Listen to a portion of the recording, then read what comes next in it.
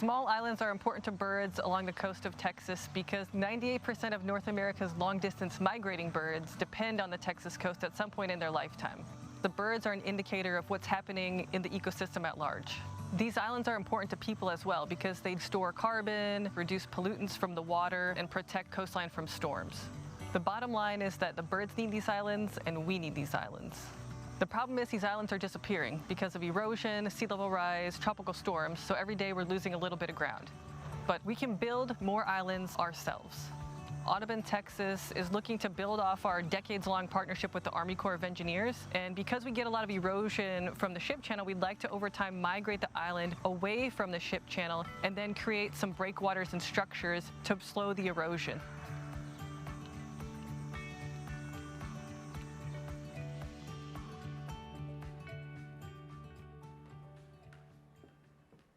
Good morning, everyone. Good morning. It's so good to see you, and what a wonderful way to start the day of one of our past conservation wranglers and highlighting the wonderful work that they do. I'm Joni Carswell. For those who don't know me, I'm the CEO at Texan by Nature. Welcome to the 2022 Texan by Nature Conservation Summit. So excited to have each of you here. So excited to have 300 more of you online today to engage in this conversation. Today we're going to discuss the future of conservation through examples, lessons learned, and vision across a format of 3 panels. These panels will dive deep into our role and impact as humans. We'll dive into system-level thinking and into new models. But first, I'd really like to start the day with deep appreciation, not only for each and every single one of you being here, but also to the sponsors and members who work alongside of us to make this event happen each year and to make each of our programs happen. Your partnership, your enthusiasm, it enables every single piece of the work that we do, and we're incredibly appreciative. Thank you to our Sustainability Fund leaders, the Stillwater Foundation, Ray and Becky Engel, John Now, HEB, and the Friedkin Group. Our sincere gratitude to Lyda Philanthropies and Marathon Petroleum for supporting our partner work, and to Hess Corporation for underwriting the Texas Water Action Collaborative expansion this year. Thank you for the support today from HEB and Enbridge for continuing to support our Conservation Wrangler program and summit at the highest level. And then also to Phillips 66, NRG Reliant, Comerica, and EOG Resources, as well as Dee Rose for continually uplifting conservation work across the state of Texas and specifically our Conservation Wrangler program. Thank you to our silver and bronze sponsors as well. We are proud to be supported by a diverse, committed group of partners from all across the state. And thank you to Coca-Cola Southwest Beverages for providing beverages today. As you see these partners throughout the day, please join us in thanking them for supporting all of our work and for making it possible. I'd also like to thank the Texan by Nature board members for your continued commitment and vision. Cynthia Pickett-Stevenson, our current board chairman, Joe Crafton, Ray Engel, Adair Margot, Neil Wilkins, Reagan Gammon, Catherine Armstrong, Robert Horton, Elaine Magruder, and Carolyn Miller, Roxanne Newman, and Tamara Trell. Thank you guys. And thank you to Tina Buford, who is joining us online today. We miss you. And finally, thank you, of course, to the Texan by Nature staff. You guys are amazing each and every single day. Jenny Burden, Taylor Keys, Karina Arajo, Amy Snellgrove, Terry Pearsall, Kenzie Cherniak, Caitlin Tran, Lauren Hart, Anna K. Reeves, Kayla Gillen, and Nima Mugwafwa. Thank you very much for all of the work that you do to support conservation across Texas.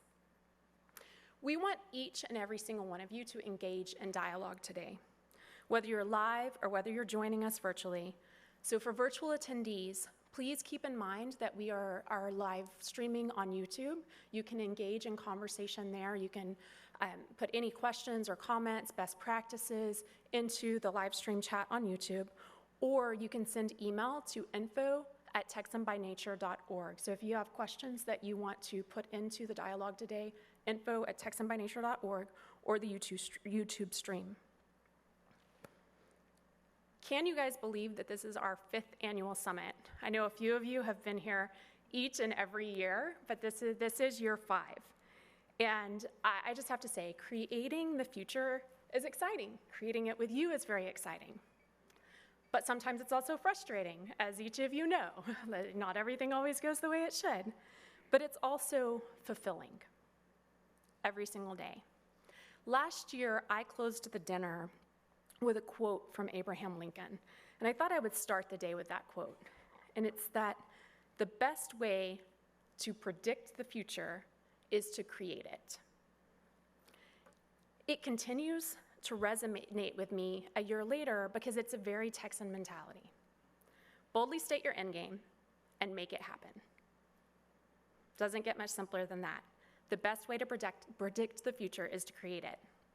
I think that this also hits home with me, not only because it's a Texan mentality, but it's similar to how I view the world. Some of you may be familiar with my background, some may not. While I grew up on an organic produce farm and spend all of my downtime usually in nature, I actually did not start my career in conservation. I was in the tech sector. I focused on strategic planning and product management, and then ultimately was running an education technology startup before I came to Texan by Nature. But 5 years ago, I had the serendipitous opportunity after a camping trip, after being out in nature for about a week, to get to know the Texan by Nature board. And I was struck by their vision, by their goals, by their commitment for the massive change that they wanted to make for conservation in Texas and beyond. And so after my initial conversation with the board, I do what I do. I did a lot of research. Those who know me know I love data. So I did a whole market analysis on what is this group, what are they doing, how can change really be affected in this space. And I got excited about what I saw as opportunity, this gap in between industry and conservation and community, and helping all of those groups work together to build on the best of the best that was out there, to really change the funding conversation, to change the partnership conversation, to change the use of data and science on a continual basis. And I got excited to impact natural resources in a new and different and big way. And so sometimes people ask, okay, well, that's great. Why didn't you just volunteer? Like, why would you change? This is not what you were trained in. It's not how you started. It's not where you thought you were going to go. What were you doing? And to me, it wasn't a drastic change from a work standpoint. The work is the same. It's still market analysis. It's still strategic planning. It's still roadmap planning and development and execution. It's the same work. But the content is what's drastically different for me.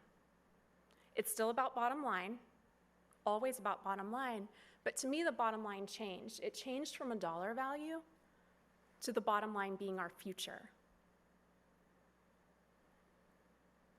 And so I ultimately altered my path because I wanted a different future for my family, of course, for Texas, but also for the globe. I wanted to be part of predicting the future by creating it. And I wanted to do this with this wonderful team and all of these wonderful partners. I saw a future at that point where funding and participation in conservation happened differently, where we built on learnings and best practices from one another. We built on the expertise of our scientists, our conservationists, our landowners, our business leaders, and we shared that across all sectors. We built towards broader collaboration, deeper understanding of systems and interactions, and a future where we understood and embraced the returns that were right in front of us, the returns that happened because of conservation yields. A future where industry could more easily integrate local, on-the-ground conservation into long-term environmental strategy. That's part of the future that I wanted to create. And I think we've made tremendous progress over the last 5 years. This annual summit was a key aspect of our vision for creating. We originally envisioned this event as a meeting of minds, and that's why we chose Summit instead of talking about a symposium or a conference. It was really bringing the heads of all the organizations, the decision makers, the change makers together to have dialogue and work together towards change. And we're thrilled this morning to have almost 600 of you joining us live and virtually to have this conversation. You represent every aspect of industry, every aspect of conservation. You're all in the room today. So as we explore today the human aspect of conservation, system-level thinking, and models of success, I want to challenge you to engage deeply. Please ask questions. This is a conversation. It shouldn't be a one-way flow. Think about how you can apply what's said on stage today, what's asked from the audience, what you learn in the online chat, or what you're talking about in the networking times. Think about how you can apply that to your own space. Meet new partners and join us in predicting the future for the world by creating it right here. So let's get started. Steve, Sean, Sarah, and Carla, please join me on stage. And for those of you who have your phones, please silence them or turn them off altogether so that you can truly engage. So for each panel today, I will introduce all speakers. They will share their presentation in succession. And after the final speaker on the panel, we will have live Q&A with all panelists. So we'll have about 20 minutes of Q&A after each panel. And we will take questions from both our live and our virtual audience. Live, we'll have microphones in the room, so be sure and think of your questions. Online, again, you can send email to info@texanbynature.org, or you can put your questions directly into the YouTube chat. So this is our first panel of the day. It is the human dimension. We're super excited to have the panelists that we do. But first, I thought I'd share a little bit about our process. So each year, Texan by Nature spends a lot of time listening. We listen to our industry partners, we listen to our community leaders, we listen to our conservation partners, which at this time we have 130 conservation NGOs that we partner with across the state and beyond. And we listen to what's top of mind, what's working, what's not working, what's frustrating, what people are most worried about or are most concerned about or hoping to change. And we put the summit agenda together based on what we're hearing and what we think could potentially have the biggest impact in bringing a group of leaders like this together. And so each speaker, after we think about the topics that we want to share, each speaker is carefully chosen for their expertise and the examples and the lessons learned that they can share for that particular topic. So to put it mildly, we're really excited about the content for today. And the human piece of this, what does that even mean? An ecologist is going to talk about the human dimension in a completely different way than your HR professional from the corporate sector. But I will say that human aspect of what's going on has been a part of every conversation we've had over the last 18 months.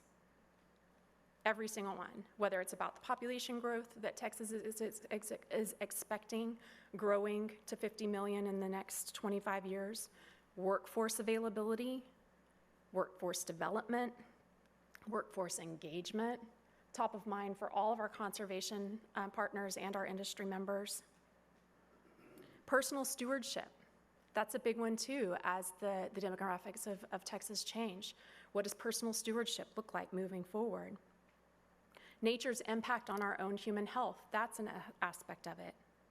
How to collaborate more effectively and more efficiently so that we're not continually reinventing the wheel, that human thing of this is mine, like how do we move past that to build on each other's practices. This human dimension it's vast and it's top of mind everywhere. And as an example, Texan by Nature has worked with so many of you in the room on various initiatives, and I'll give an example on collaboration up front, because a lot of our partners talk about how do you do partnership better, how do you get the most from each expert.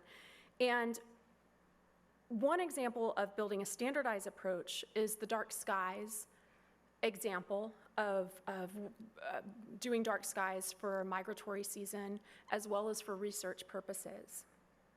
And so our learnings in building a coalition, we worked with the McDonald Observatory first in putting together the best practices, but then ultimately started working with Texas Conservation Alliance, the Perot Museum, Audubon, Texas, who's now leading the charge, and all of their local chapters, Texas A&M University, Texas Parks and Wildlife, and Cornell Lab of Ornithology.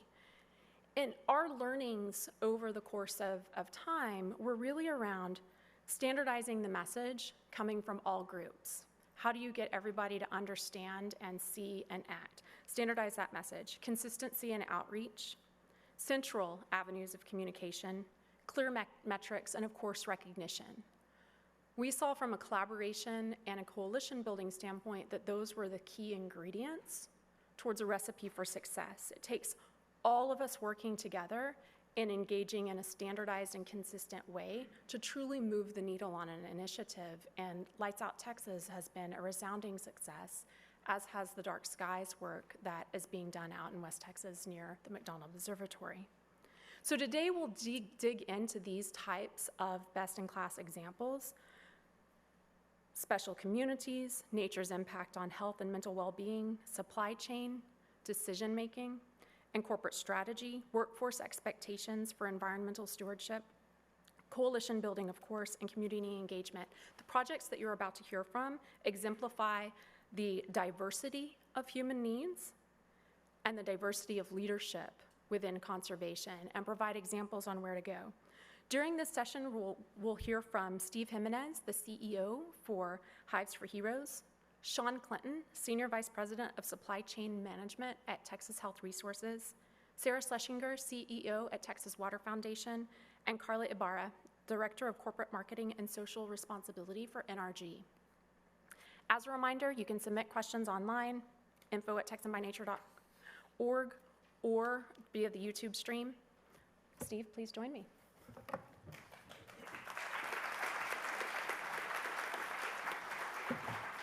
Well, good morning, everybody. So glad to see all your happy faces here. First, I'd like to start off with gratitude, similar to a great example, Joni. First off, thank you, Ms. Bush, for the vision, the ability to put this on. Such wonderful people, organizations that are involved in this, so we're grateful to be a part of this. Also, the Georgia Bush Library in general, because we have our wonderful bees here on your property, and also Robert for being able to coordinate a lot of that. Joni, Texan by Nature, and all your team, amazing successes throughout that, and thank y'all for allowing us to be a part of that, and also all the amazing sponsors that she already mentioned, so we don't have to go through. And congrats to all the award recipients as well. We kind of know your journey, or feel your journey, have some empathy for that, so I'm glad you're doing such amazing work and being recognized. And for us, most importantly, thank you to all the Hives for Heroes board members, staff, mentors, participants, and collaborators. Your tireless efforts, amazing hearts, talents, and resources have allowed us the opportunity to build something unique and truly beautiful. So our mission at Hives for Heroes is connecting veterans to beekeeping.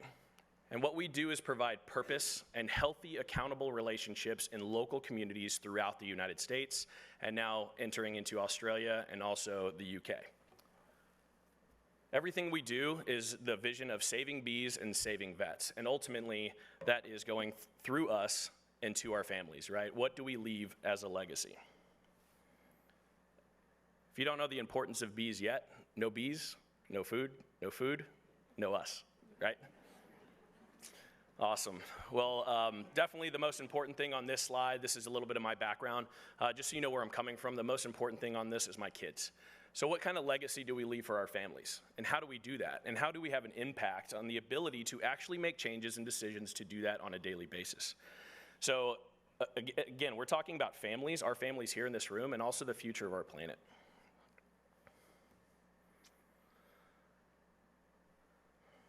Our purpose is really four ways, right? We do three things really well. We connect veterans to beekeeping, right? We do three things. One, connecting them to a hive, connecting them to a mentor, and connecting them to themselves. And really, we have four words that contribute to that. And these are our core values, and everything around the organization is built on these core values: purpose, relationships, service, and connection. So let's start with connection.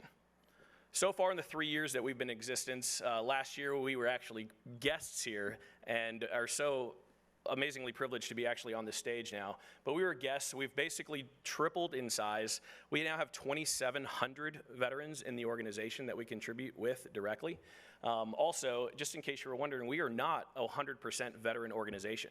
We utilize the entire community because essentially 3% of the population is veterans, right? So if we only served veterans and veterans only serve veterans, it would be very difficult to do what we do as we connect mentors all over the country. So 2,700 participants in the organization currently. Our purpose is really stewardship, finding something bigger than yourself in order for you not to be depressed, isolated, unhealthy, for example. So actually during COVID, we expanded greatly because there was a disconnection in people, right? We were isolated, and what we ended up doing was going outside in a safe environment, helping the environment, and being able to still connect with each other. And so these relationships right now, we've had over 1,500 connections of peer-to-peer mentors throughout the country.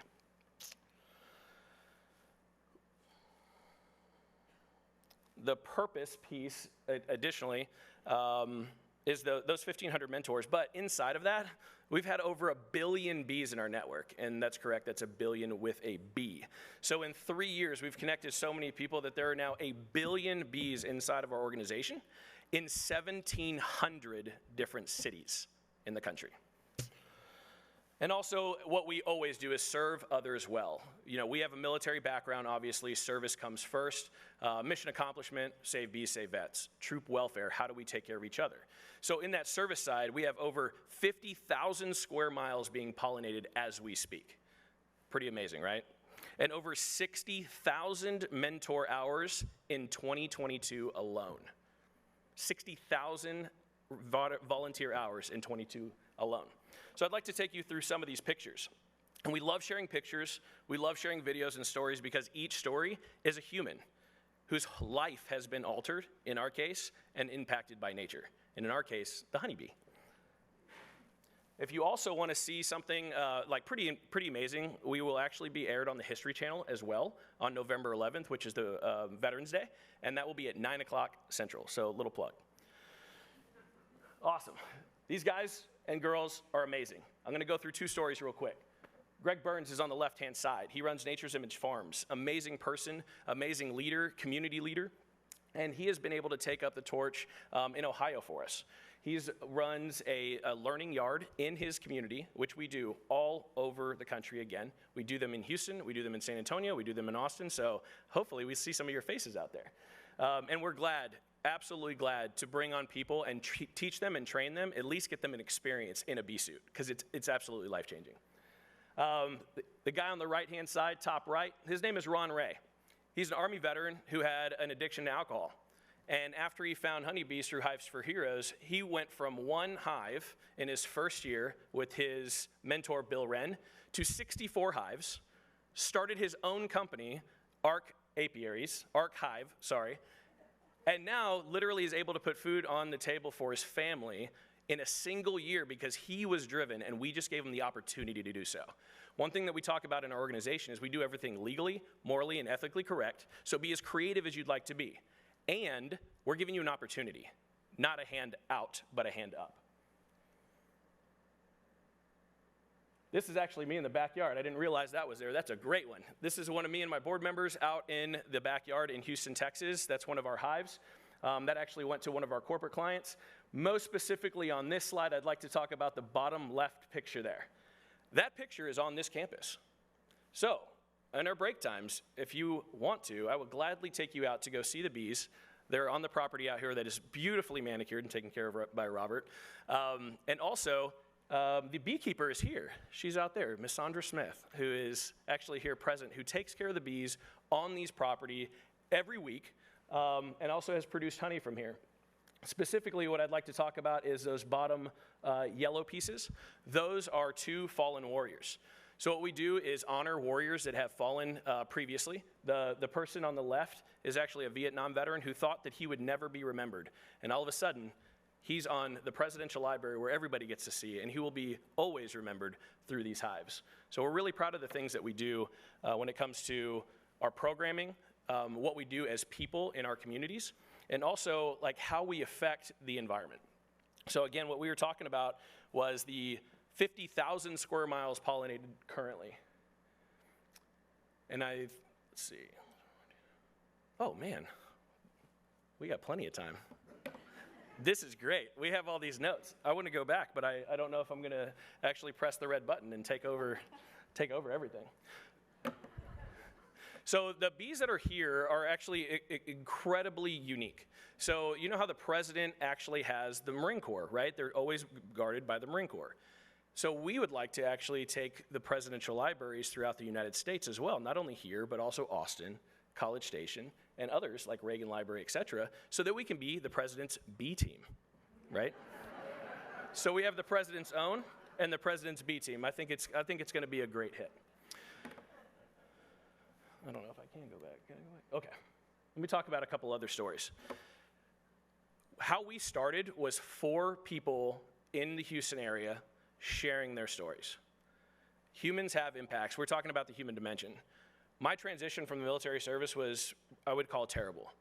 I came back from OEF and got very, very involved in professional life. So I worked with Eaton, I worked with Halliburton, I was very successful in the business private structure, right? But personally, I was dying inside. So my family suffered from that. I suffered from that, right? So eventually I ended up getting divorced, having to start an entire new life, but I was the one that was depressed and isolated. Bees saved my life, and that's why we're here today. It's done it, thank you.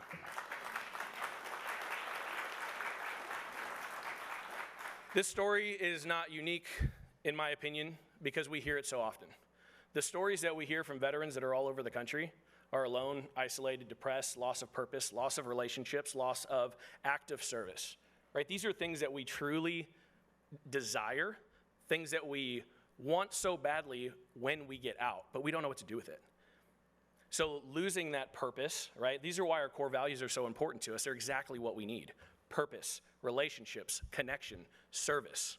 All these things I know are a human factor because I'm sure that y'all are feeling it right now. Whether it's a corporate job or you're in the military or not, it's still the same feeling. We all want to be connected to ourselves, to nature, to each other. Find purpose bigger than ourselves. Sometimes we go to work and we feel like zombies, right? I know I used to feel like that. I don't feel like that anymore. Our staff is so incredible that they wake up on a daily basis and are smiling, happy to be a part of this. You know, Charles the other day, as he was being interviewed for something, he was literally like, I can't believe that I get to wake up every day and talk to veterans and connect them to beekeeping all over the country. What does that sound like? Literally our mission. We get to stay on point every time we talk. Every staff meeting we have, it starts and ends with our mission statement. We're very, very focused. Relationships, healthy, accountable relationships. People that you can trust, people that have the same code as you, but also the ability to serve them. And that's where the service component comes in. Whether it's the bees doing their service, which is just living and existing, right? Pollinating plants that make our environment healthier, right? Again, no plants, no food, no us. That's a huge component, but we also get to serve each other. We get to serve our veterans, we get to serve the community, whether that's a removal or a rescue. Those things sometimes get a little hairy. We went to and did one for a senator in South Houston, and the entire front of a house was completely filled with honeybees. That individual had been in that house and not being able to use his front door for 3 years. 3 years that guy could not go into his own home through his front door. And we got reached out to, and we went out and took care of it for him. It took an entire day. It took 6 of us to do it. It was terrible, by the way. This wasn't our second year. We probably didn't have all the right equipment we needed. But those kinds of things actually help people, right, in our communities. And then we relocated those bees, and we put them in a yard, and those bees survived, which is really cool.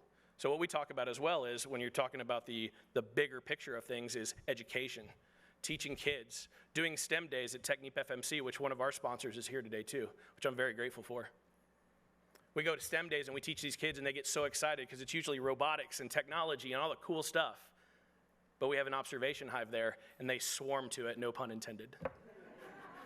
It's pretty fantastic to see the kids and how they light up with these creatures that literally change our lives and impact our lives, all as what we used to call in the military silent professionals.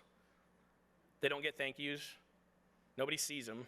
They're pollinating with or without you, whether you know it or not, whether you like it or not. They're doing their jobs without thanks or recognition. And that's how we as veterans on that silent professional piece feel.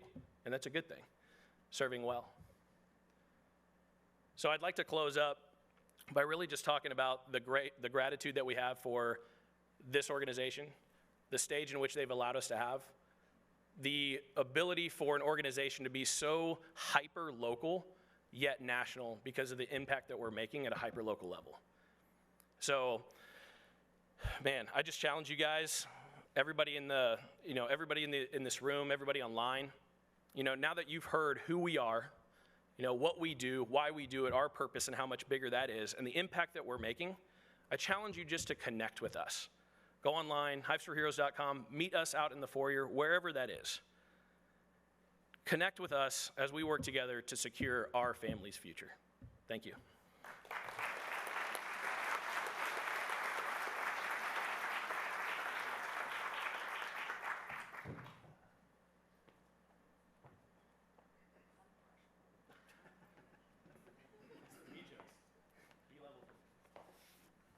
Good morning. A few things here.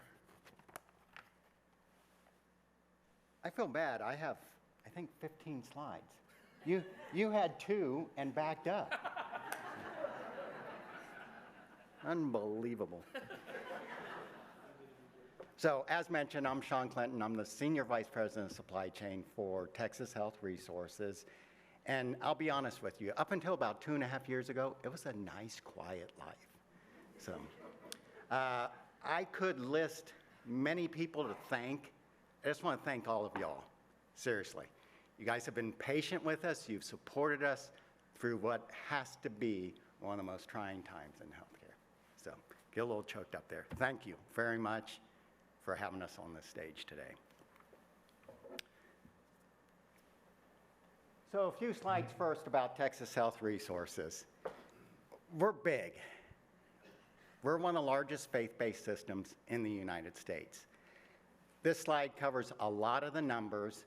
The one I want to call you to is at the top, 27,000 plus employees. This year we celebrate our 25th anniversary as a healthcare system here in North Texas. We had just over 10,000 25 years ago. The human dimension has become huge for us.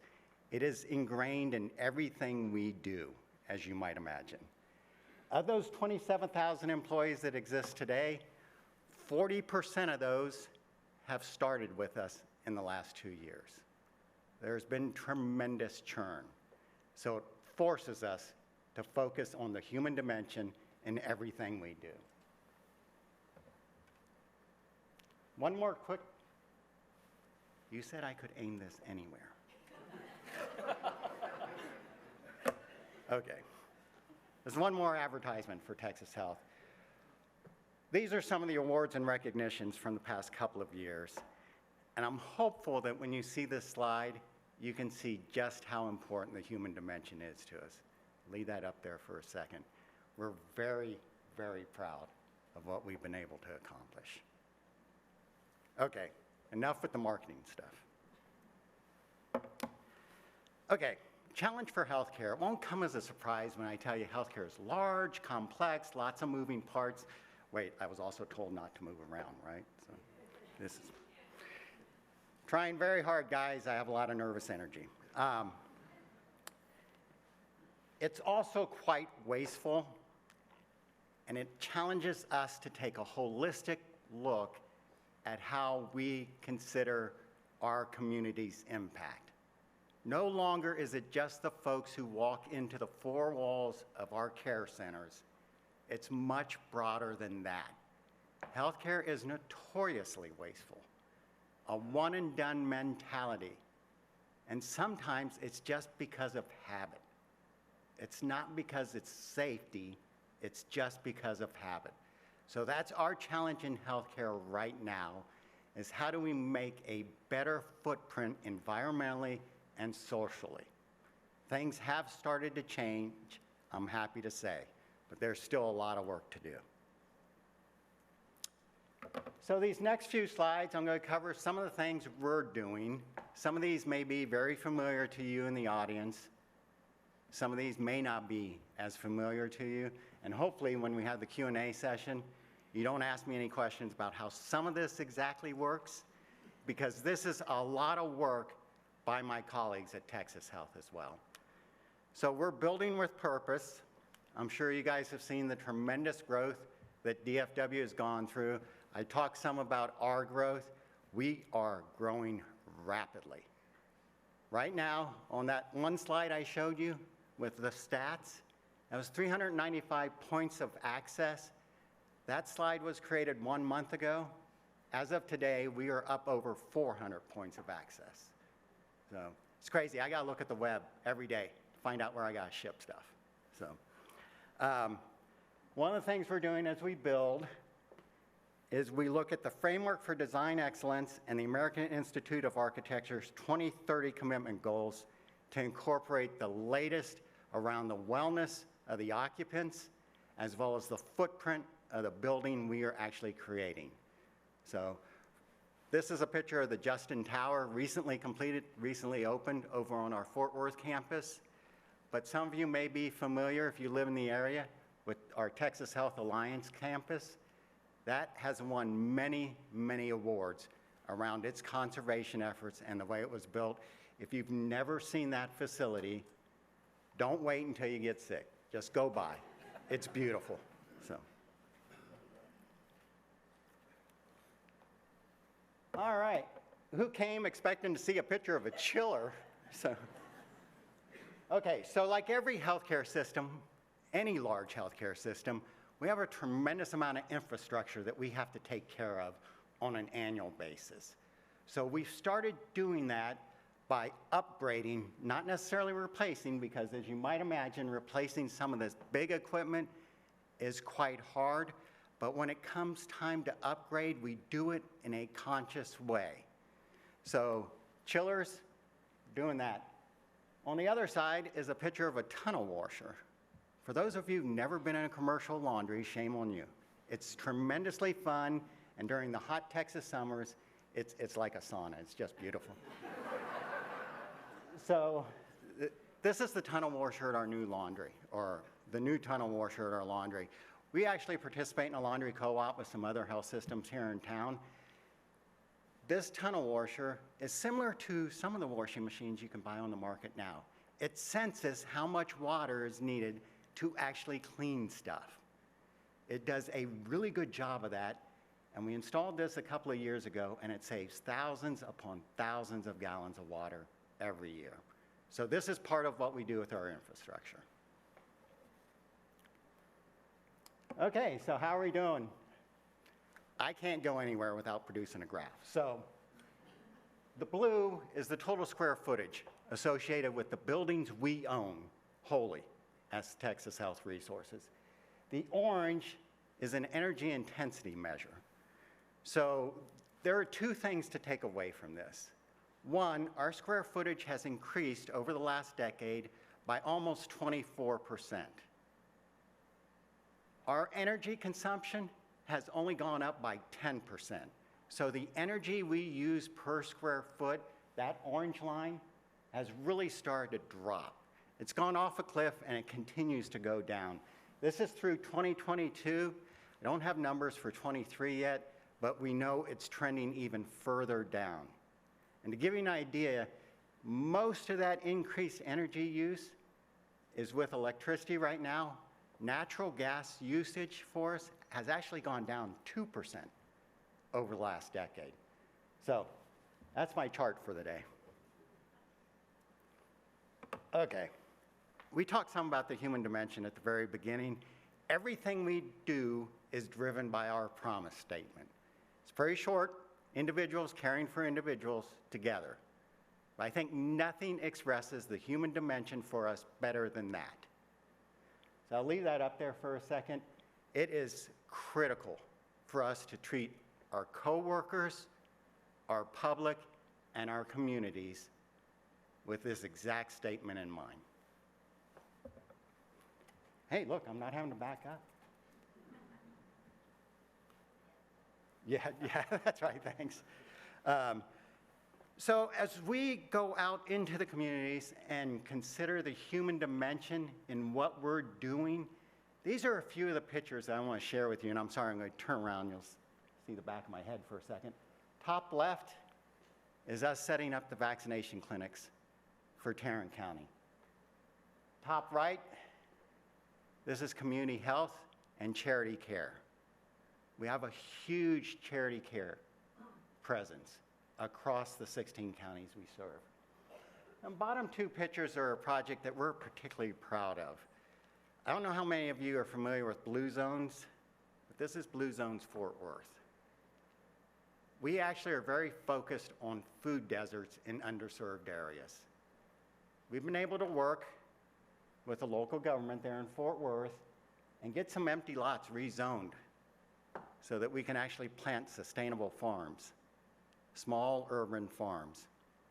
On the bottom left, we also create food pantries for those in underserved areas so that they are able to get what they need. This is really focused on healthy choices and the ability to have those healthy choices easily obtained.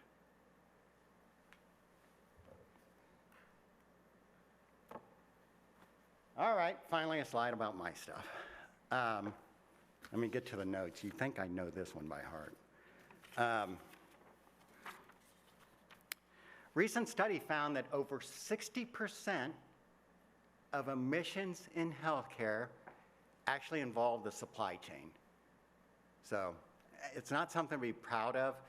So we are doing what we can to offset that, and I'm going to talk about a few of those things now. We do recycle. I'm sure all of you recycle as well. I want you to think of a health system our size and the amount of stuff we could possibly recycle. This started out small about a decade ago, and it's grown. We have removed so many tons of waste going into the landfills. I don't even have the exact number. I've got the exact number on a couple of things here, but I don't even know how much over the decade. Last year is over 2 million pounds that we kept from going to the landfill. I talked some about the one and done mentality. There are also things we can look at that are reusable. There's been a stigma around reusable in healthcare for a long time. That is being overcome. So we certainly reprocess stuff that can be reprocessed safely, and we partner with the National Forest Foundation to make sure that we get credit for planting trees as this stuff is reprocessed. It's a really unique program. Last year, we got credit for planting more than 1,200 trees, so we're pretty proud about that. A recent project involves plastic. There are Sharps containers. I'll use terms, just say I have no idea what he's talking about. Sharps containers are those things they put the needles and syringes in when they're done using them. They're made from plastic. We used to send those directly out to the landfill when they got full as medical waste, right? We now have those reprocessed so that that does not create any sort of waste.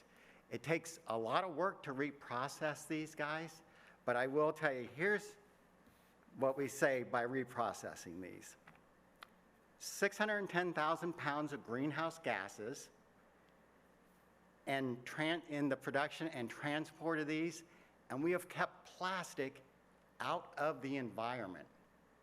I read something once that blew me away, that every piece of plastic ever made still exists on this planet in some form or fashion. That really, really struck a nerve with me. Okay. I hate to make it sound all good. There are still some challenges that really exist. I don't know how well this came out on the slide, but on the left there, that's polyvinyl chloride, PVC. There are a tremendous number of medical products that are made with PVC. We are trying to find ways to either manufacture them differently or find ways to source something different that is biodegradable.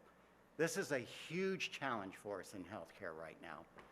On the right, I talked some about the emissions. We have very long supply chains, very fragile, long supply chains. And I'm going to touch on that in a second. So we are trying to figure out how can we reduce that footprint. So we've done it in ways I never thought possible. We've begun to vertically integrate the supply chain. These two pictures are an exam glove factory being built in Fort Worth by Honeywell. For those not familiar with the exam glove market, over 90% of all exam gloves come from Southeast Asia. And they're also a very water-intensive product to make. You may not think that a tremendous amount of water is used in the production of exam gloves. This plant and others like it that we've invested in are very sustainable. This actually recycles more than 80% of the water used in glove manufacturing. This is really, really cool. This is revolutionary. We have invested, along with other health systems, in plants like this that are close to us here so that we can keep those emissions off the road and be able to transport stuff way more effectively. It also shores up a very valuable supply chain. So you guys did, I'm surprised you guys didn't think I'd get up here and give you 20 slides on COVID. So I'm amazed I didn't either. I will tell you my marketing group thought I would, so. All right, I'm going to leave you with this. This is very, very hard to see. Some of you may be familiar with this photograph and the quote that goes with it, but to me, nothing expresses the human dimension more. In 1990, Voyager 1, as it was leaving our solar system, turned around, took a picture of Earth. That's in the white circle up there. Carl Sagan wrote a book called The Pale Blue Dot and talked about this photograph. This, to me, sums up everything, guys. It's the only home we have. And thank you.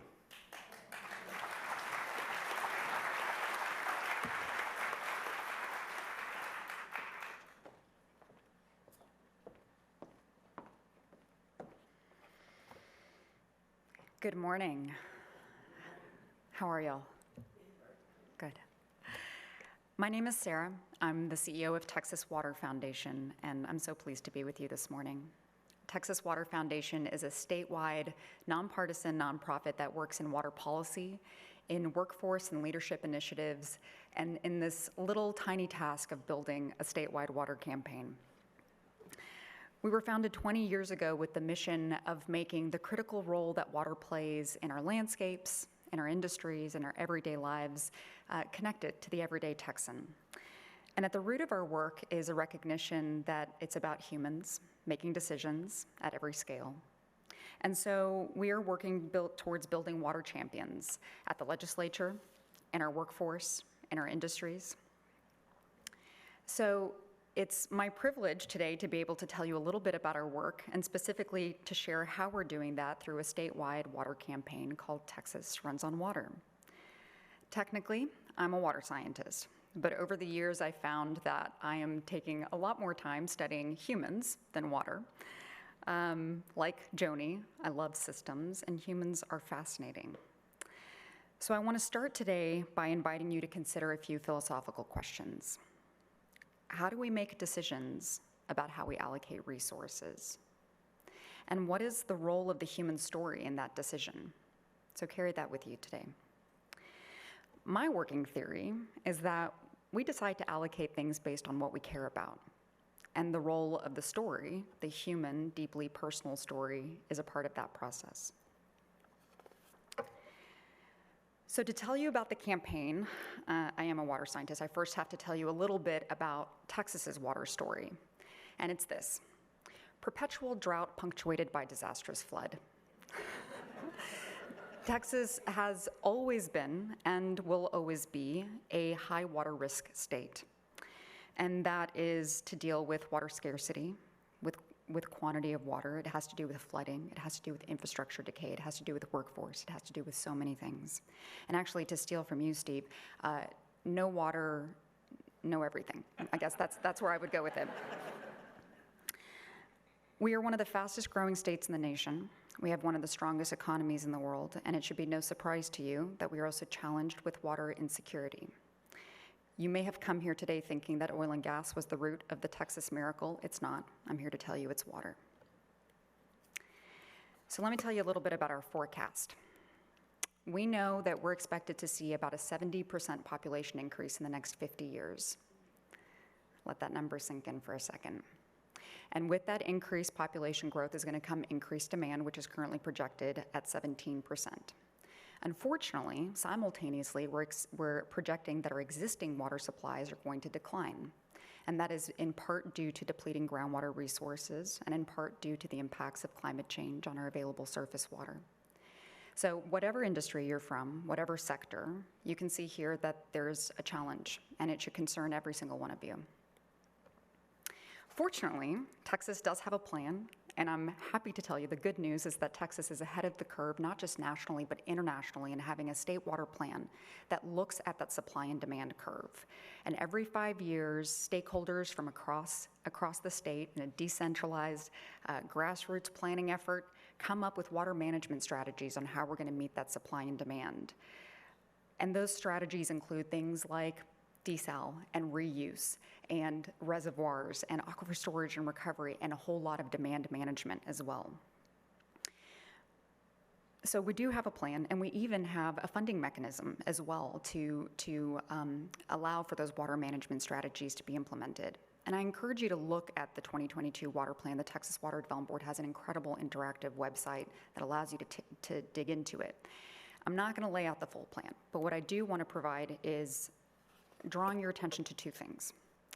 The first is that municipal or urban water usage is our fastest growing water use segment in the state. It used to be irrigation, but increasingly it is urban and municipal use. And that's because that population increase that's coming to Texas is predominantly coming to Houston, to Dallas, and to Austin and San Antonio, sometimes referred to as the Texas Triangle, right? So as we think about where water is going to be coming from and where our largest water challenges are going to be, you have to think about it in that context. The second thing that I want to draw your attention to is that of all the water management strategies in that plan, over 45% of our future water use is going to need to come from conservation and reuse. Okay, so a broad category called demand management, and there's a number of nuances there. And typically when we talk about conservation, the image that comes to mind for most people is a child learning to turn off the tap when they brush their teeth, right? And that's important. Behavior change is important. The other image that comes up may be outdoor irrigation uses, and that's important. A big portion of our water goes to maintaining lawns and the image of what it is that we think homes should look like. Now, another piece of conservation efficiency that's less well known is the water that we lose in our infrastructure. So while we've seen conservation and efficiency programs significantly reduce water on a household level, on the individual level, water supply for urban usage is still a challenge, predominantly because our infrastructure is aging and it's fragile. Aging and fragile water loss from depreciating pipelines continue to make up a significant water usage. And here I note that there's a recent study that was put out by Texas Living Waters that found that Texas is losing 572,000 acre-feet of water per year, which is the equivalent to the 2020 water demand of Austin, Fort Worth, El Paso, Laredo, and Lubbock combined. Okay. So if we know that Texas has this water security challenge, and we know that it's enormous and it has to do with a systemic one, it has to do with infrastructure and planning and funding, why does it matter that the individual be involved? How can something as large and as complicated as water be impacted by the individual? Well, I think it's because what we care about as an individual informs the collective. It informs our behavior, how and where we build, what we buy, how we vote, and whether or not we choose to invest money into infrastructure.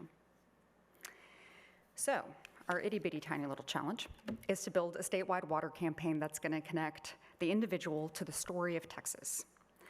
whatever the story is for you, right? And for some people, it might be caring about wild landscapes, and for others, it might be the economy, or it might be high school football, beer, or barbecue. Whatever it is you care about, water keeps it running. So now, the need for a statewide campaign is not a new one, and Texas Water Foundation can't claim credit for that. In fact, it has been referenced and called for in various pieces of legislation over the past few decades, and there have been various attempts. And there's another campaign that was very successful that tapped into that Texas story that you're all familiar with. Don't Mess with Texas, right? Everybody in Texas knows Don't Mess with Texas because it tapped into that deep sense of Texas pride. But what a lot of people don't know is that it was actually an anti-littering campaign that was formed in the 1980s and was successful in reducing highway littering by 70% in just a few years. And since then, it's transcended its campaign and become ubiquitous with who we are as Texans, right? It's a slogan that you hear in the state and outside of the state. Unlike littering, however, water is a little bit more nuanced, right? There isn't a singular issue or a single action. So what we had to do was come up with an umbrella concept that could be localized. So it's Dallas runs on water. Houston runs on water. The Astros run on water. I don't know. The ideas can keep coming and we can keep working on it. And so what made Don't Mess with Texas so successful is they used the formula of pride plus action, right? And they tapped and they combined the two. So we've drawn a lot of inspiration from that formula, and we also knew that we weren't going to be able to attack a single problem with a singular action as well. So water security, as we learned, is complex and it's location specific. So we decided that we would tie it to things that make Texans feel connected to the things that they care about, and tie it to your local communities, to your regions, to your industries. So we started by building out our campaign architecture, focusing on our tone, on our persona, on our campaign purpose, and as we went deeper and deeper into this, we discovered that it was important that the tone and the personas of the campaign be localized and to be about the communities in which they were located. And so we tested in 3 different pilot markets last year. We selected 3, Houston, the Panhandle, and the Hill Country, because each have a very different relationship with water. Each have very different set of challenges. In Houston, one of our most diverse metroplexes in the nation, has the dual challenge of conservation while still the very active memory and trauma of flood. The Panhandle, whose success is largely informed by irrigation and oil and gas, has a depleting aquifer that is going to change the landscape for generations to come. And in the Hill Country, where we're seeing a lot of that population growth, is juxtaposed with an ecologically fragile zone. So we tested in each of these, and it looked really different in each place, right? This is pilot phasing. So we tried a little bit of everything. In Houston, we partnered with the Houston Public Utility, Houston Water, here with us today. And we took a grassroots approach combined with large social media spends. Hobby Airport, botanical gardens, grocery TV ads, gas station ads, water bills, radio, etc. In the Panhandle, we partnered with the Panhandle Groundwater District, also here with us today, and local ABC 7 News, and ran weekly 6 p.m. news segments on Panhandle Runs on Water. They're going to be airing one tonight as well. We ran extensive social media campaigns and even commissioned a mural with a local nonprofit in Amarillo. In the Hill Country, we focused on a social media campaign tailored to speak to the cultural and ecological complexities and connection of the region. And of course, no campaign would be complete without really cool swag. So those are our hats. And what we learned in our first 6 months of running the campaign is that people were resonating with it. They liked this localized Houston Runs on Water concept, and we set the goal initially of hitting a 25% brand awareness metric, which our marketing experts told us was a totally unfeasible goal, which would take millions of dollars in several years. And with just a few $100,000, because of philanthropic support like the Meadows Foundation, we reached 34.5% in the Panhandle, almost 21% in Houston, and 16% in the Hill Country. And of course, while we were doing that, growing and testing our pilot markets, we also worked in growing our statewide presence on social media. And I pull this up because I continually find myself perplexed that I talk about TikTok while talking about water policy, but that reel in the center hit 14 million views in just a few weeks, went viral. And Chet the day tripper even gave us a shout out, and that was pretty cool. That was a good day. So one of the biggest challenges has been answering the question, okay, so what's the ask? What's the action you're trying to inspire? What's the second half of that Pride plus action formula? And the truth is, we don't know yet. That's the truth. We have been working with the best water conservation experts, behavior change scientists, and general water nerds in Texas to answer the question, and the answer is it's complex, just like water security is in Texas. And so we're giving ourselves a couple more years to figure that out, but we have a hunch that it's not going to be a singular action, that it's going to have to be tied to time, to place, and to space, just like the campaign. So what comes next is new pilot markets. We're going to expand and try to do this campaign in far West Texas and in South Texas and see how different communities respond to it. New partnerships, a heck of a lot of fundraising. Brand ambassadors. Brand ambassadors are going to be huge in how it is that we transition into talking about how the industry responds to this as well. And of course, industry partners. So in 2 years that we've been visualizing this campaign and building it, we've learned a lot, and we still have a lot to learn. But perhaps the most important thing that we've learned is that Texas Runs on Water is a story about people, and it's a deeply personal one.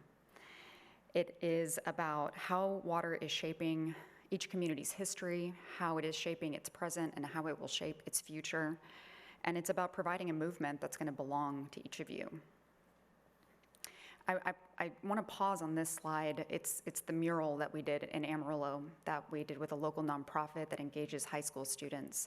And we were really struck by the design that they proposed to us. And what I see, this is my artistic interpretation, is it's an homage to the past of the Panhandle. You see up in the clouds the cowboy tipping its hat to the cattle and the windmills. The access to the Ogallala is what created the boom in the Panhandle that allowed the agricultural sector that the Texas economy so relies on to flourish. And so it's kind of in the past, and there's a beautiful homage to it, but front and center is a child looking you straight in the eye, asking you what decisions you're going to make sure that she has a future.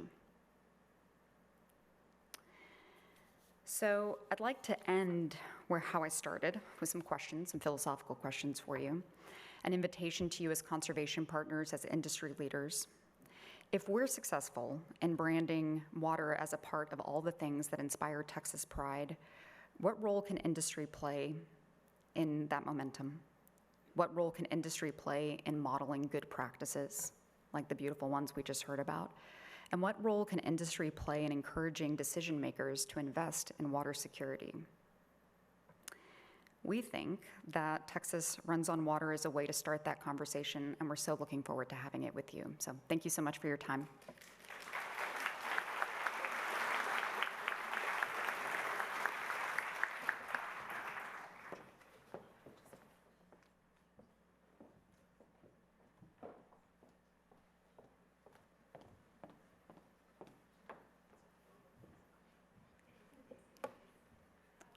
I know, I'm short, so I'm just going to address the elephant in the room, yes.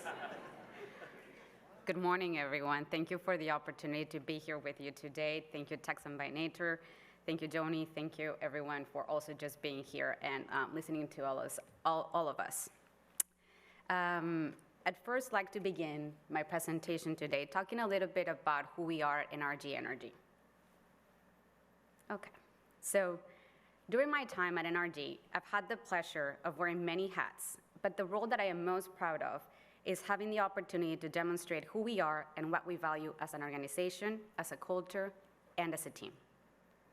As I have taken on the task of overseeing our Positive NRG program, what we refer to as a philanthropic arm of NRG, my work has been focused on projects, initiatives, volunteer efforts, and community engagement that demonstrates our core beliefs and values as an organization. Our philanthropic initiatives provide us with clear opportunities to be positive contributors to our communities, and how we have taken part demonstrates what we as an organization value the most: people. Our panel today is about the human dimension. And NRG, as many organizations represented here today, is one focused on people.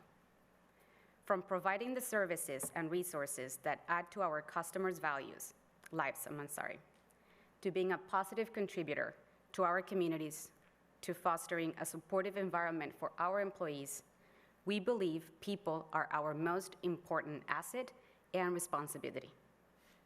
Whether they are our customers, neighbors, or our employees, people are the foundation of our values as well, particularly what we at NRG call our power values, pun intended, which include safety and well-being, customer focus, collaboration, accountability, and diversity, equity, and inclusion.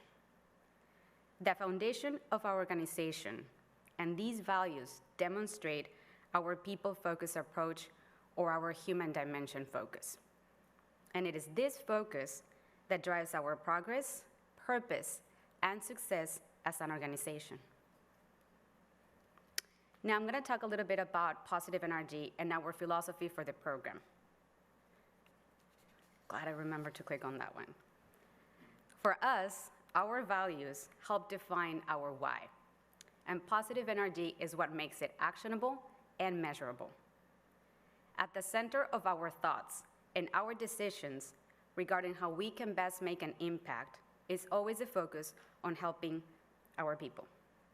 And in our efforts to make a positive difference, we focus our work on what we believe and where we feel we can best make an impact. And with this in mind, we have defined 4 pillars that guide our social impact initiatives. Choice and education. We believe in the role these have in driving innovative outcomes, from customized energy solutions to empowered decision-making. Community, because we power more than homes and businesses. It is very important for us to be part of the diverse communities we serve as a trusted partner and inclusive neighbor. Resilience and sustainability. We are experts in powering through the everyday and unfortunately through the unexpected. Is what we bring to our customers and our communities when they need it most. And well-being, health and safety drive our company. We are committed to supporting the well-being of our employees today and into the future. And Positive NRG's values and actions reflect our voice and our commitment to the communities we serve and the world at large. And I am very excited to have the opportunity to show you today how these pillars came together to support a small rural community in the heart of Texas. The NRG Dewey Prairie Garden is a community garden located in Donnie, Texas, on 10 acres of reclaimed lignite mine. The Conservation and Hunger Project, managed by Texan by Nature, is focused on helping alleviate food insecurity in 3 different counties, and is a project that we at NRG are very excited and dedicated to. This project began as a way to ensure that with the closure of the mine, we could repurpose the property in a way that would continue to serve this Texas community. Following detailed research into the needs of the community around the Jewett Mine, Freestone, Limestone, and the Leon counties, respectively, we discovered that there was a desperate need for fresh produce. According to the U.S. Department of Agriculture and Feeding America, these counties are food deserts. They are suffering from insecurity rates approximately 51% higher than the national average. And in addition to that, many residents live more than 10 miles away from the nearest grocery store. Understanding this, we knew there was no better way to ensure that the mine remained an important resource to the community than to reform the lignite mine into a garden that could provide fresh produce.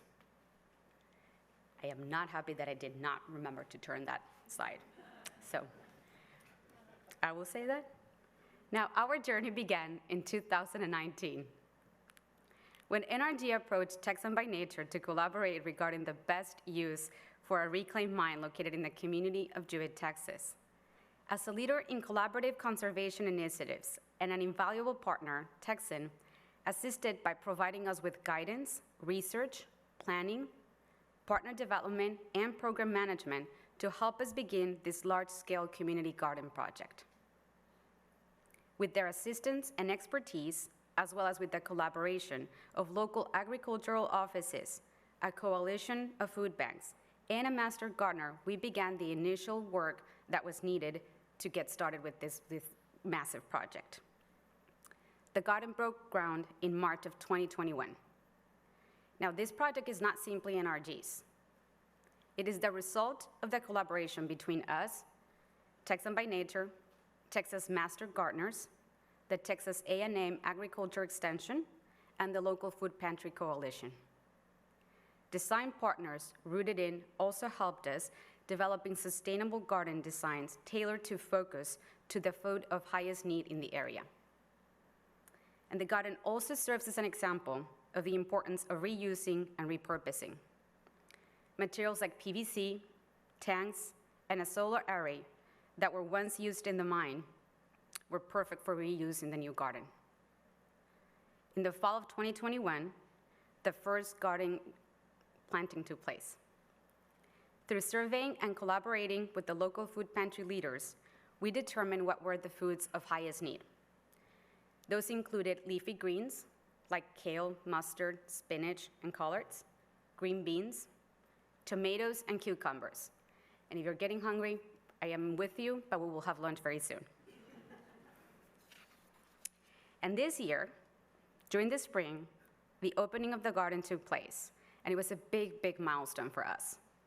The first harvest of produce distributed through the Food Pantry Coalition started at the end of March and has continued every month since then through the hard work of our master gardener, Debbie Glaze, who is shown in the picture there holding the trays, as well as volunteers, many of whom are NRG employees and who have provided their time to help Debbie and us get the garden started up and running. Now, the garden is intended to be a multi-purpose space that can firstly reclaim and return the lignite mine into a project focused on conserving and supporting the local ecology. And secondly, a community support site that provides both much-needed resources, such as produce, but also provides opportunities for education around such topics as gardening and healthy eating. In addition to growing produce, the garden will produce native and nectar plants that provide habitat to food to butterflies and other pollinators, to create a healthy ecosystem in which the garden can thrive. And with our volunteers and partners, we wish for the garden to help feed the community for many years to come. Locally, so many of our employees live and work here, and we are very, very excited to also be able to provide vegetables grown right there and where they live, where they work, and in our very own Texas soil. And our hope for the garden down the road is for it to produce at its full capacity 10,000 pounds of fresh produce a year, which would then be donated to local food pantries in the three-county area that we mentioned, providing up to 3,000 residents a year with the fresh produce and supply healthy food. We also wish for the garden to serve as a demonstration one that will provide educational opportunities for local K-12 school districts, 4-H opportunities focused on youth horticulture education and FFA programs, along with other organizations in the area to support healthy habits and local interest in conservation. Now, as many of you have mentioned in the panel today, we have had some lessons learned along the way, especially with the breadth of this garden project. It's 1 acre and counting. If you'll remember, we want to get to 10. Manpower has and continues to be something we are contending with as we work toward bringing the garden to its full potential. And to overcome this, we have employed the help of some of our plant workers who live in the area, the help of our amazing master gardener, Debbie, that we showed you earlier. And they can help with some of the regular labor that the farm requires, including planting, management, and harvesting. We will also continue to rely on the support of our garden network, whether it is our food pantry partners, Texan by Nature, or our relationship with the local 4-H programs and others to bring the garden to life. Additionally, in the beginning, the garden unfortunately struggled a little bit with pest control, but we solved this by acquiring 2 lovely kittens, Bella and Dewey, to help protect the crops and the barn. Now, in closing, as you can see, this project represents our values as an organization and the pillars of positive energy that I mentioned in the beginning: choice and education, community, resilience and sustainability, and well-being. And we are very proud of the work that we have been able to accomplish with the help of a dedicated community. And again, I thank you for the opportunity to be here with you today, and I look forward to continuing our conversation in the next part. Thank you.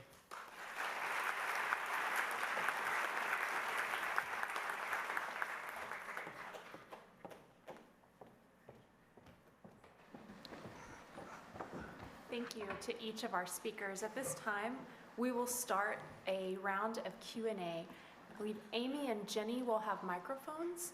So if you do have a question, please raise your hand and we will get to you and utilize the microphone. And again, for those online, you can ask questions into the YouTube stream. We do have someone managing and answering questions there, as well as sending email to info@texanbynature.org. Hi, am I on? Yes, okay. Sarah Coles with Texas Children and Nature Network. My question is for Sean. Thank you so much for sharing about how Texas Health Resources has been really working to reduce your footprint and your conservation modeling. My question is, we are seeing increasing research showing how regular time outdoors and in nature is important for our physical and mental health, and particularly child development. And so how are you all incorporating nature into your health interventions through the work that you're doing at the hospital as well? Great question. So I think really as we design new buildings, we make sure there are garden areas and large outdoor areas there. Can't always be done with existing campuses, but we are trying to create footprints that incorporate that into new building. As far as, I can't answer clinically what we are doing, unfortunately, but I will tell you from a design perspective, it's vital for us to bring the outdoors in and the indoors out, so. Thank you, Sean. Sure. Good morning, Regan Casement. I'm part of the corporate citizenship program at Enbridge, and maybe just a statement for Sarah. I do try to encourage my children and my husband to turn off the water when they are brushing their teeth. Great. I've been doing so for years, and I have failed with every attempt. And so given the news about the challenge out west, it's just so reassuring. Again, this is just a statement. It's very reassuring to know that Texas is ahead of the curve. And so what else should we be doing other than turning the water off, paying attention to the landscaping, et cetera? And again, thank you for the reassurance that we are not in a dire situation as they are out west. And I'll continue to try in my house with the water and teeth brushing. Thank you for that effort.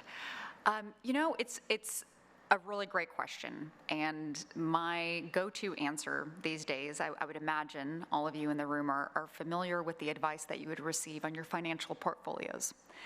Diversifying reduces risk, right? Texas and water security is much the same. Really what we should be doing as a society is thinking about diversifying our water sources. And so that means looking at not just having a singular source, investing in the resilience of our infrastructure, but also looking at having multiple strategies. And so increasingly there's a conversation around integrated water management resources. A more recent movement is called One Water that looks at how it is that we can be thinking about using the resources that we have in place, using them efficiently over and over again. But also thinking about that on a community scale, right? And thinking about how it is that we diversify and invest in the resilience of our infrastructure. So that's kind of my go-to response on that front. But also turning off the tap when you brush your teeth and reconsidering your outdoor watering use, always a good start. Thank you, Sarah. And Yeah. definitely to add on to Sarah's and that outdoor water use, corporate campuses, you guys can just walk outside here today and see an excellent example of native plant use and rainwater harvest for irrigation, and a very different way to do your campuses and reduce your water usage there on your corporate campuses. And then, of course, as Sarah mentioned earlier and just now, at your own homes, looking at your lawns a little bit differently, maybe reevaluating what beautiful is maybe it's not a pristine lawn, but a place where you see butterflies and pollinators thriving because of the plant choices that you're making each and every day. And we know a guy that can help with that.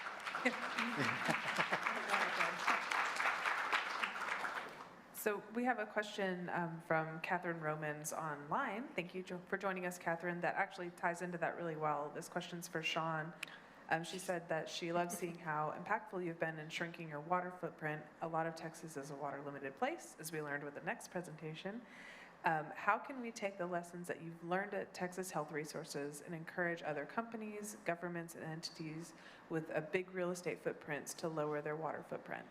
And how would you, if you have thoughts for their engineers, consultants? Taking notes, Sean. Yeah. Building designers, any experience you've had with that is kind of sharing those best practices. Okay, that was a lot. So I think the thing we are doing is there is always new learnings, thanks to folks like Sarah, about how we can best design for conservation and especially around water. I will tell you, technology has come a long ways. I talked about the new tunnel washer in the laundry.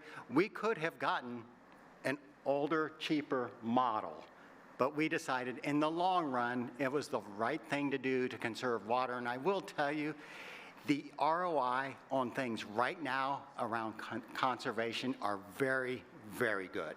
So I would encourage them to look at the most efficient products, the most efficient products they can find, and then work with the architects and the engineers to make sure that's going to work in the building itself. So I will tell you, lessons learned. We have sometimes bought stuff that doesn't fit in the walls we created. So I would tell you, just work closely with the engineers. But the most important thing is always, always look at the newest technology out there. I mean, this stuff is built to be efficient for a reason. Sean. And there are other members of the panel, by the way. Hi, Rick Archer with Overland Architects. My question is for Sarah. We're currently working in the Rio Grande Valley between Laredo and Nuevo Laredo on a 6.5-mile long conservation project to restore both sides of the river. Through that, we've learned that the Rio Grande River is one of the 10 most endangered rivers in the world. Sure. How could we partner with you? And what are we doing in terms of international water boundaries? Because obviously watersheds don't know boundaries. And what counsel would you have for us to improve the water quality that's providing the sole source of drinking water for 6 million people? That is an enormous question. Thank you for asking it, and thank you for what you're doing. I would say let's talk.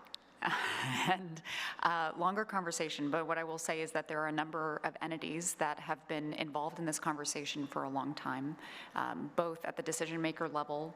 The International Boundary Water Commission is deeply involved in this conversation, particularly in South Texas. And so perhaps there's an opportunity to connect with a larger network of folks that are working on it, but thanks for asking the question. Thanks, Sarah. I've got one from online. This is for Carla. Rebecca Lumen has asked, NRG, very inspirational, multi-value project. How did you ensure the ground used for the garden and repurposed mine opportunities were, or the land was not contaminated? We conducted quite a bit of analysis ahead of it. As you can see in our journey and our timeline, we started in 2019, so it took us a few years to get us there and to ensure that what we were doing was going to be safe. So we can talk a little bit more offline about the specifics, but it took us quite a bit of time to get to that point. Thank you. And to add on to what Carla said, there was a lot of work with Texas A&M, Ag Extension, and soil sampling Correct. that went on to understand the state of the soil, even what would grow best, and to make sure that everything was good there from a health perspective. Correct. Thank you. Rob Borowski with Cap Metro in Austin. Much of what the panel has been talking about today has been about messaging and communications and getting the word out to your customers, to your employees. Since 2019, not only has population changed, but our patterns have changed, and our schedules have changed, where we work has changed. How has getting the message out about conservation changed for you all? I mean, we're struggling with Cap Metro. People don't take transit the same way anymore. Yeah. Thanks. Great question, Rob. Carla, we'll start with you, and I would love to get a quick snippet from each of you for your perspective on that. Carla, we'll start with you. Thank you. Personally, you mentioned transportation, right? Is that correct? Well, personally, I don't even have a car, and so I live in Houston, just for reference. Yes, it's challenging. And yes, I use Uber, and so there are a few other things that I personally try to reduce my own carbon footprint and or change my own habits. I do bike quite a bit, even though my bike has been attempted to be stolen several times. If anybody wants, log tips, I'll happy to share those with you after. But in general, I do think that, even from an electricity perspective, power is our business, one of our main businesses, and switching to EV usage and trying to not only EV like vehicles, but bicycles and other mediums of transportation that are electric-based could help down the road. Carla, how have you guys changed your messaging around that too? I know, you're living it and an example for fellow employees at NRG, but how are you guys reaching your end customer and even in your employees to make some of the same decisions that you're making? Have y'all changed y'all's messaging in the last few years, or what does that look like for you? I wouldn't say internally, especially because infrastructure in the cities is still lacking. I will say Houston is changing. We were talking a little bit about that earlier. You can see some new lanes and being added into the streets, but more so from a company perspective, we've been very open and transparent about our EV commitments. We have our own goal for our own fleet. It's all available through our website, nrg.com. And we are supportive of an electric future. Wonderful. And Sarah, I know you mentioned in your presentation that one of the lessons learned was having a very local message so that you could reach more people. Any other items around the messaging and getting more people on board? Have you considered TikTok? No, I would say that I agree with you. First of all, I think that the challenge of communicating effectively is different. It's different for all of us, and we find that to be true in our policy work, how you come up with digestible ways to describe the complexity. But in the campaign, and I'm so fortunate to have an expert, our campaign manager, Brianna Fuller, with us, what we decided was that we were going to meet people where they are. And so we specifically have built out our communication strategies in each of our pilot markets to use a variety of different formats. So in some cases it was TikTok, in some cases it was physical ads, in some cases it was gas station TV ads in complete communities in Houston, right? And so depending on who it is that we were trying to target and which action we think might be associated with that, we had to adjust our communication strategy. So I would say that's how we're thinking about it, is just we're trying all of it, kind of throwing spaghetti out on the wall and seeing what sticks. Sean? Yeah, you bet. So a little bit different with the health system. Our corporate office where I work is about 75% remote now, and communication has been a struggle over the last couple of years. We are finding our way. I really worry about what I look like online right now because I know what I look like when I do a Zoom meeting. So, but I will tell you that's been where the struggle exists, is with those corporate employees. Obviously, our hospital and care site-based employees have been going to work all along, and I do get out there and see them. I mentioned our promise statement. Everything we talk about how we treat each other, how we treat the community, really revolves around that promise statement. So our communication has to really stick closely to that, and it resonates with our teams. So. And Steve, you guys were really founded during the height of everything changing. But what have you guys learned? And you've had such rapid growth. How have you evolved your messaging and your reach? I think it's a great question because it's a struggle for everybody. KISS is a great method. What we do is keep things extremely simple and consistent. Therefore, every single member of our organization knows exactly what we do. Hives for Heroes saves bees and saves vets. How do we do that? By connecting people in their local communities to purpose and relationships, right? That's who we are, that's what we do. It stays consistent. You might say it a little bit different way, but you know exactly who we are and what we do.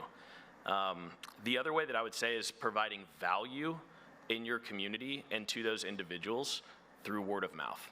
There's nothing better than a positive experience that is shared with somebody else and then they do it. So keeping things simple and consistent by providing value in the community through word of mouth. That would be my answer. Wonderful. And to build on that, keeping it simple and just the noise that's out there today, people are looking at so many different channels and they're used to now a sound bite in 140 characters or less. Right. It's really hard to penetrate.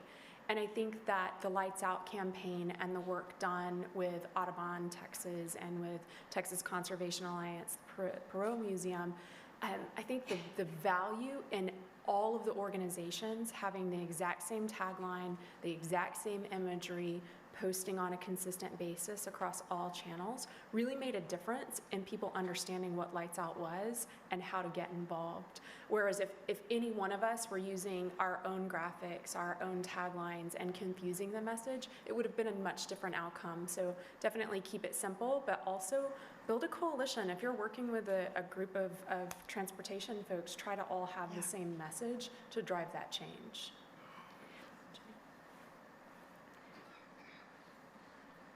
Drew Davis with the Fort Worth and Western Railroad. There's a lot of kind of diversity of people here. You get corporate side and then kind of naturalist side, but other than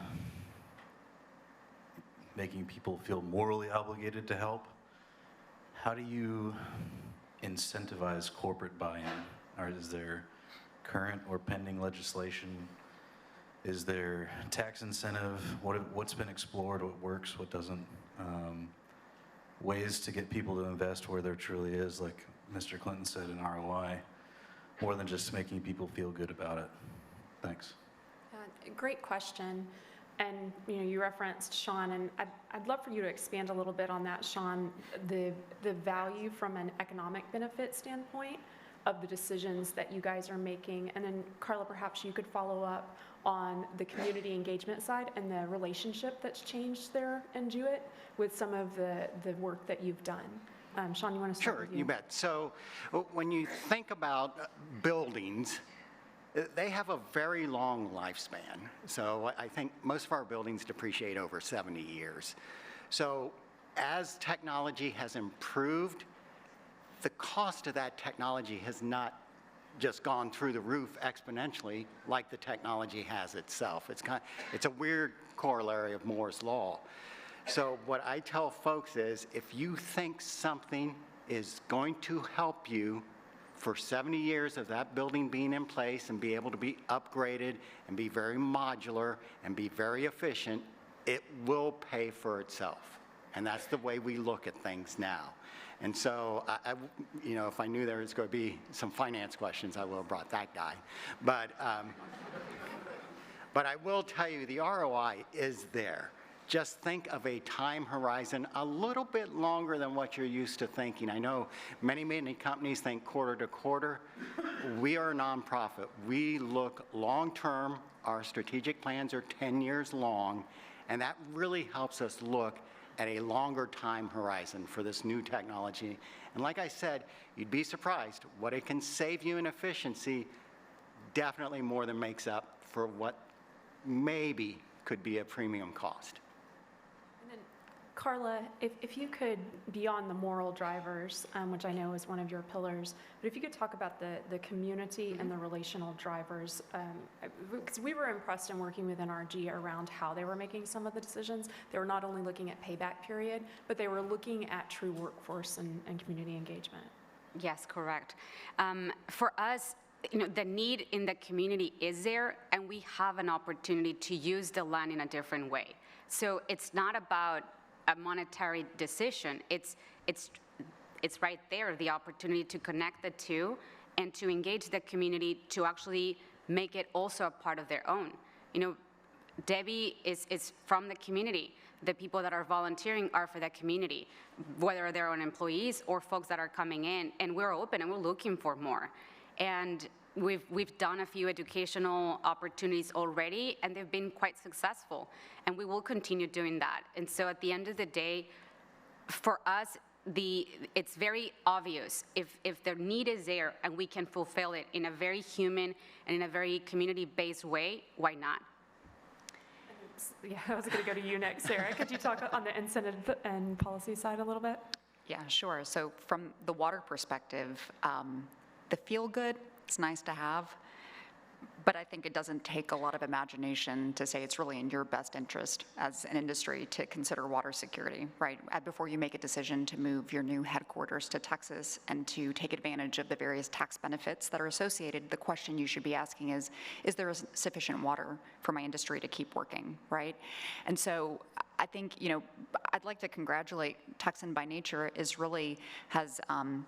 hosting the first really formal corporate water stewardship initiative through their Texas Water Action Collaborative, where industry partners are coming together and looking at not just the moral imperative, but also from a strategic perspective, from a reporting on ESGs, what role industry can play in that, and that's a phenomenal undertaking. From a policy perspective, I'm not aware of any legislation at this point that would particularly incentivize it, but what I can tell you is that the first ever Texas Water Caucus was formed just last week. And in just 1 week, we have 30 members that have signed up for it already. So from a decision maker process that are going to be considering other incentives to bring business to Texas, and Texas will always be pro-business and pro-growth, water is increasingly becoming one of those central pivotal factors. So that's my thought on that. Thank you. And then Steve, yours is a little bit different, although no food, no us. That's pretty clear beyond the moral piece. But I know you guys have some different numbers too, if you'd like to share a little bit about that. Yeah, we're just a different organization. We think differently. It's innovative. There's no beekeeping organization in the world that actually collaborates. So we are the largest network of beekeepers in the world in 3 years. That's stunning, right? And I'll go back to kind of answering the gentleman's question previously as well. It's by creating value, right? The corporate needs value into their organizations. Happy people is a happy workplace. Employee engagement, doing things that we do inside of organizations like Technip FMC, HP, BP. These are large organizations that have a tremendous amount of reach and influence with their employees. Again, happy people, happy workplace, increased productivity, increased efficiency. These are things that you may not think you can measure, but you can. Our UN, the SDG goals, right? We have 10 metrics inside of the UN. So if you're a CEO sitting out there and you want your metrics to be hit, you work with us. Why? Because it matters. There's impact in the community and in the world. And of course, you're talking about veterans, you're talking about suicide prevention, healthy transition from service, employment, inside and outside of work, right? They're going to supplement their stuff, happy families, happy workplace. And then to top it all off, we're a 501c3. So everything you give to us goes right back into your pocket. Talk about recycling, right? There you go. Thank you for that question, and thanks to each of the panelists, because they hit on everything, right? It's not just the moral obligation. There are so many examples, whether it's turning the lights out and real dollar savings around energy and safety, and a myriad of other projects that you can point to where the ROI is there. There's an economic benefit to so many of these projects beyond the more productive workforce, because you're engaged, beyond the license to operate because you have a good relationship with the community, beyond the incentives that are there and will be there from a legislation and a tax standpoint. So there are so many ways to make the business case for the projects that you're hearing about, whether it's internal infrastructure change and process change or working with local groups. The business case is there. And a lot of these groups can work together to make that happen. So we're out of time, but I want to just do a 30-second lightning round for my panelists. Quick 30 seconds from each of you. What is the one thing that you want the folks in the audience, these decision makers, to leave here today and do? We'll start with you, Steve, and we'll go down the line. Sorry. Longevity of funding. The talent is hard to find and hard to keep. Funding keeps them there. I think that's super important for organizations that know we're going to be around for a long time, making a massive impact. So dollars do help. Of course, all 501c3s have their financials public, so you can see exactly how it's used. And if you are a funder, please join the conversation in how we're impacting the organization in the world. I think to understand that healthcare is all of our responsibility when it comes to things like this. It's not just what happens inside the four walls of a care site. I hope that came out loud and clear. And I would tell you that we do publish our annual sustainability report. A lot of what you saw comes from that. If you want to get involved in some way, I would encourage you to go to the website and look at that and find out what you can do to help. Thanks. Ditto on both of them. We're also a 501c3, so all of those things, but I'll leave you with that I remembered that a study came out recently that when you saw that image of the polar bear on a piece of floating ice that's, about climate change, that they found more and more that people are feeling numb to that response because there is so much that's happening perpetually. And instead, when you show pictures of climate change with people in it, that it suddenly created a reaction. People felt included in it. So I guess that's my thought on the human dimension, is that the human element, the human connection is so vital. Do follow us on TikTok. And water is the Texas miracle. I will follow you on TikTok. I will download TikTok just for that. Always remember that, we all have a purpose, whether it's our corporations or the people or the organizations that we represent, or our own individual. So looking to connect the need in the community with the purpose statement that you are representing or that you are living, it's crucial. Be an enabler, because we all have a way to make a positive impact, whether it's on an individual basis, team, company, organization basis, nonprofit, whatever it is. Just make sure that you're not staying put. You're not looking at that picture and being numbed.